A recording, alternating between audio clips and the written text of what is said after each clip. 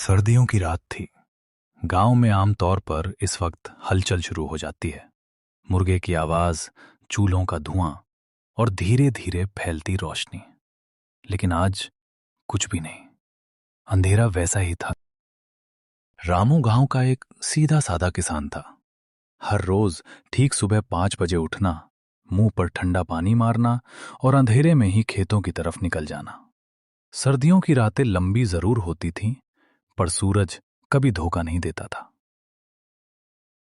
रामू उठकर खिड़की के पास गया, पर बाहर कुछ भी बदला हुआ नहीं था। वही गाढ़ा अंधेरा, वही जमी हुई खामोशी। उसने सोचा शायद बादल होंगे या घड़ी खराब हो गई होगी।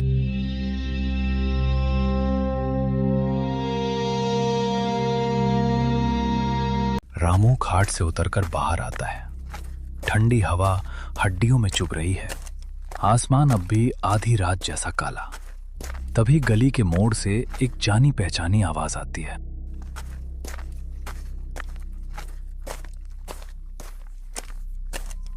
रामू, तू भी जाग गया क्या? हाँ काका, नींद खुल गई। आज कुछ अजीब है। अजीब? बेटा, ऐसा अंधेरा मैंने जिंदगी में नहीं देखा। शायद बादल होंगे काका, सर्दी में ऐसा हो जाता है। बादल दिखते हैं जब थोड़ा उजाला हो। अभी तक अंधेरा था, लेकिन वो आम रात जैसा नहीं लग रहा था। कोहरा पूरे गांव में फैला था, घरों को निगलता हुआ। सर्दी होनी चाहिए थी, पर हवा में अजीब सी गर्माहट थी, जैसे कहीं दूर आग सुलग रही हो।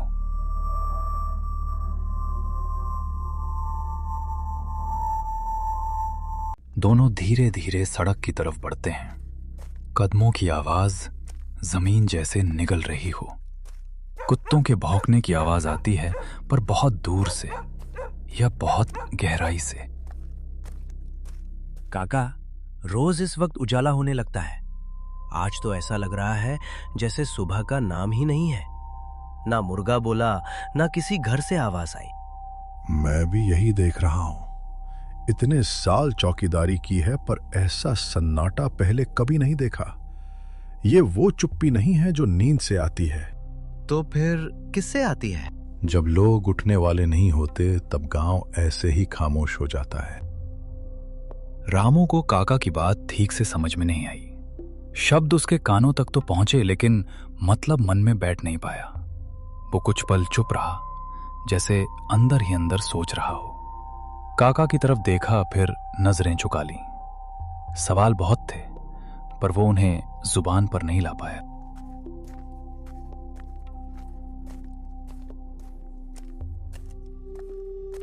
गांव के आखिरी मोड़ पर चाय की टपरी दिखती है। चूल्हा जल रहा है, केतली उबल रही है।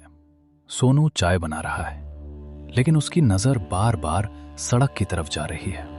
टपरी पर 2 आदमी पहले से बैठे हैं, चुप, थके हुए, जैसे पूरी रात बैठे रहे हों। सोनू, आज सुबह से ही सब कुछ उल्टा क्यों लग रहा है? तू तो रोज सबसे पहले टपरी खोलता है। भैया, मैं सच बोलूं तो आज सुबह आई ही नहीं। मैं रात को आया था और फिर लगा जैसे वक्त आगे बढ़ ही नहीं रहा। ये लोग कब आए? यही तो डर की बात है काका। मैंने इन्हें आते नहीं देखा, बस पलटा और ये बैठे थे। कुछ बोल भी नहीं रहे, बस चुप बैठे। रामू दोनों आदमियों को गौर से देखता है। उनके हाथ में कुल्हड़ है, लेकिन चाय पी नहीं रहे। चाय अब ठंडी हो चुकी है, फिर भी उन्होंने नीचे नहीं रखा। आप लोग कब से यहाँ बैठे हो? रहने दे रामू, ये लोग अब बातें करने की हालत में नहीं है। मतलब ये वही लोग हैं जो उस रात घर से बाहर निकल गए थे। उनमें से मैं भी एक हूं। मैं भी उस आग से बाहर निकल गया था। पर क्या काका? मोहन काका कुछ कहने ही वाले थे कि तभी गांव की तरफ से कई लोगों के रोने चिल्लाने की आवाजें एक साथ उठने लगी, जैसे पूरा गांव एक ही दर्द में करा उठा हो। उसी पल टपरी के पास बैठे दोनों लोग धीरे धीरे कोहरे में घुलते चले गए। ना कोई आहट, ना कोई परछाई, बस जैसे वो वहां कभी थे ही नहीं।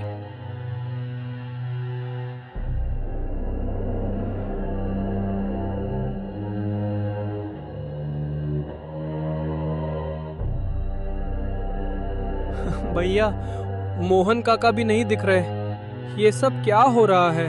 डर के मारे सोनू ने चाय की टपरी वहीं छोड़ दी।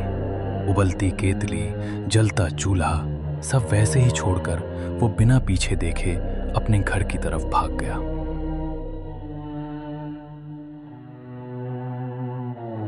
वो डर के मारे घर की तरफ चल पड़ा। रास्ते में उसे पीपल के पेड़ के नीचे कुछ लोग बैठे दिखे, वही गांव वाले जिनके साथ वो रोज हंसता बोलता था। उन्हें देखकर भी रामू को तसल्ली नहीं मिली, क्योंकि कुछ देर पहले उसने ऐसे ही लोगों को चाय की टपरी पर आंखों के सामने गायब होते देखा था। रामू धीरे धीरे उनके पास जाता है।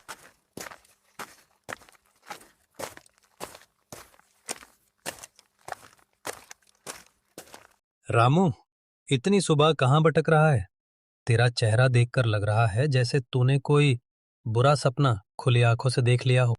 सपना नहीं था, मैंने चाय की टपरी पर लोगों को बैठे देखा था। वो बिल्कुल चुप थे, कुछ भी नहीं बोल रहे थे, बस सामने देखते जा रहे थे। और फिर एक ही पल में वो लोग कोहरे में ऐसे गायब हो गए जैसे वो कभी वहां थे ही नहीं।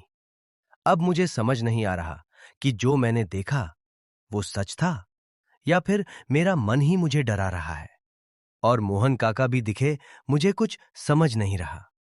आज की रात आदमी को यही भ्रम देती है।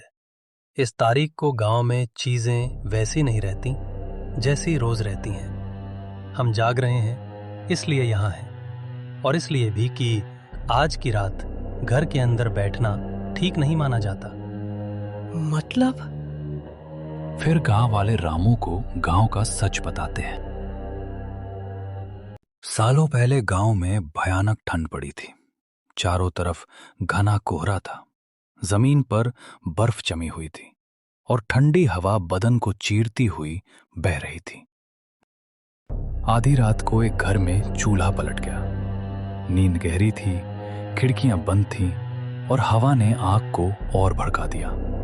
आग एक घर से दूसरे घर तक पहुंचती चली गई और लोग जागने से पहले ही उसमें फंसते गए। जो उस रात किसी तरह घर से बाहर निकल पाए वे आग से तो बच गए, लेकिन कुछ ही देर बाद धुएं की वजह से उनकी सांसें रुकने लगी।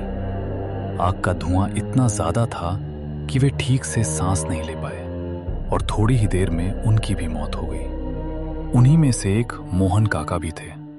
कहा जाता है कि मोहन काका आज भी कई लोगों को दिखाई देते हैं और हर 10 साल बाद इसी तारीख को न जाने कैसे गांव के जो लोग घरों के अंदर रहते हैं वे अगले दिन जले हुए पाए जाते हैं।